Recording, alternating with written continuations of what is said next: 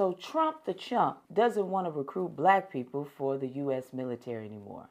I wonder why. Maybe it's because the contributions made by the beautiful black military soldiers throughout the U.S. history are numerous. Our black military contributions go all the way back to the start of this stolen country's history. So let's start from the beginning. The American Revolution. In 1775, over 5,000 black soldiers served in the Continental Army, fighting for independence from Britain. They were enslaved and fought in exchange for freedom. But after the war, black soldiers, despite their crucial role in securing American independence, were betrayed and denied that promise of freedom. This would continue to happen, by the way. Instead, they were returned to slavery. And then came the Civil War in 1861. The Civil War marked a turning point for black soldiers. Over 180,000 black men served in the Union Army, primarily in the United States Colored Troops, called the USCT.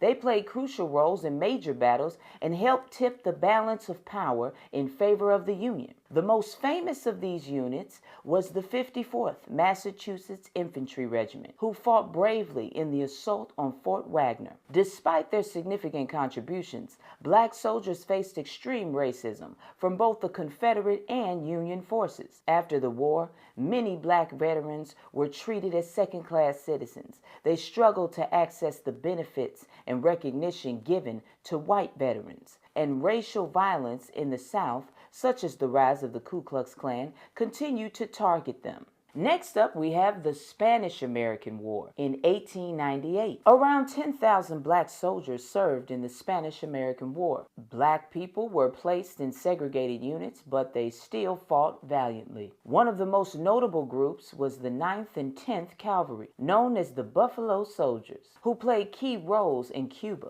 After the war, black veterans were still treated with disdain and discrimination. Even though they had proven their courage, racism continued to pervade American society. Many veterans returned to segregated communities and were denied the full rights and respect of their white counterparts. Next up was World War I in 1917. About 350,000 black men served in World War I. The 369th Infantry Regiment, known as the Harlem Hellfighters, gained fame for their bravery in battle, winning France's prestigious Croix de Guerre. I'm sorry, that probably was a terrible translation, but it was a very important award. They won this award for their actions on the front lines. Despite their distinguished service, black soldiers faced racism both at home and abroad. In France, they were often treated better than they were in the U.S., but upon returning home, they were met with hostility, violence, and segregation. The post-war period saw the rise of the Red Summer in 1919.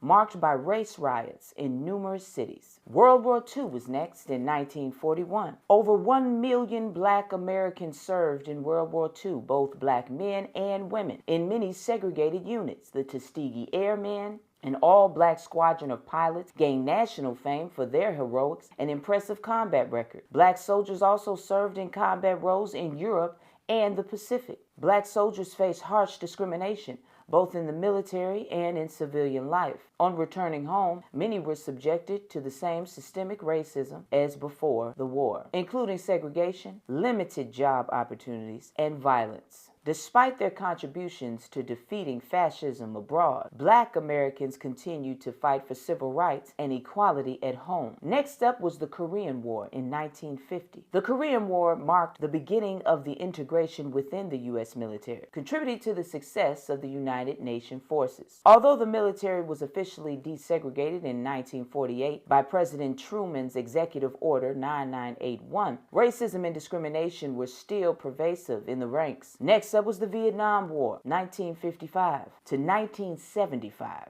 Around 300,000 black soldiers served in Vietnam War. The 369th Infantry Regiment was reactivated, and the black soldiers were heavily involved in combat on the front lines. Many black soldiers also became anti-war activists, speaking out against the war and the treatment of black people in the military. Despite this significant participation, black soldiers faced discrimination within the military. They were often given dangerous, menial jobs. When they returned home, they faced the same racial prejudice as other black veterans. Many veterans were disillusioned by the war and the racial inequality they experienced both on the battlefield and upon their return. Post-Vietnam, the black soldiers continued to serve in all branches of the U.S. military, with many achieving high ranks and distinguished service. Black Americans have played roles in both Gulf Wars, the War on Terror, and the conflicts in Iraq and Afghanistan. Although there has been significant progress in terms of integration and equality in the military, racism persists. Black service members have reported discrimination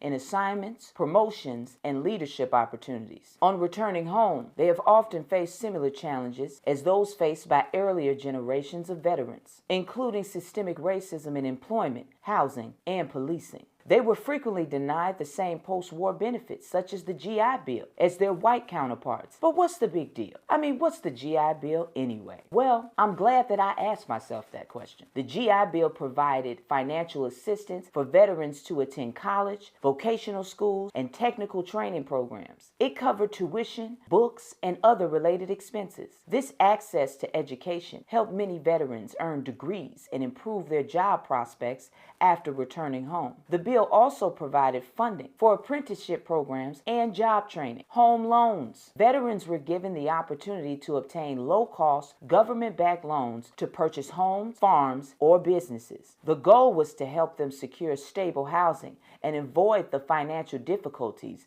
that many would have faced when transitioning back to civilian life. Unemployment benefits. The GI Bill offered unemployment compensation for veterans who were unable to find work immediately after returning home. This helped veterans support themselves and their families during an often difficult period of readjustment. Healthcare. Veterans were provided with access to medical care through the Veterans Administration, now the Department of Veteran Affairs, which expanded its network of hospitals and clinics to accommodate the needs of returning soldiers. The GI Bill played a major role in post-World War II economic boom. It helped millions of veterans secure higher education and home ownership, which in turn contributed to the growth of the middle class, the white middle class. While the GI Bill was revolutionary in many ways, its benefits were not equally available to all veterans. Black veterans in particular faced significant discrimination when trying to access the GI Bill benefits. Many were denied admission to colleges, faced racial segregation in housing loans, and struggled to get fair treatment from the Veterans Administration. This created a significant gap in opportunity between black and white veterans, particularly in the realms of education and home ownership and employment. So to recap, Black American soldiers have made invaluable contributions to every major U.S. military conflict, often serving with distinction under difficult and segregated conditions. Unfortunately, their treatment upon returning home was often unjust, as they faced the harsh realities of systemic racism, the harsh realities of being black in America. However, their courage and resilience and perseverance have paved the way for future generations of Black Americans to serve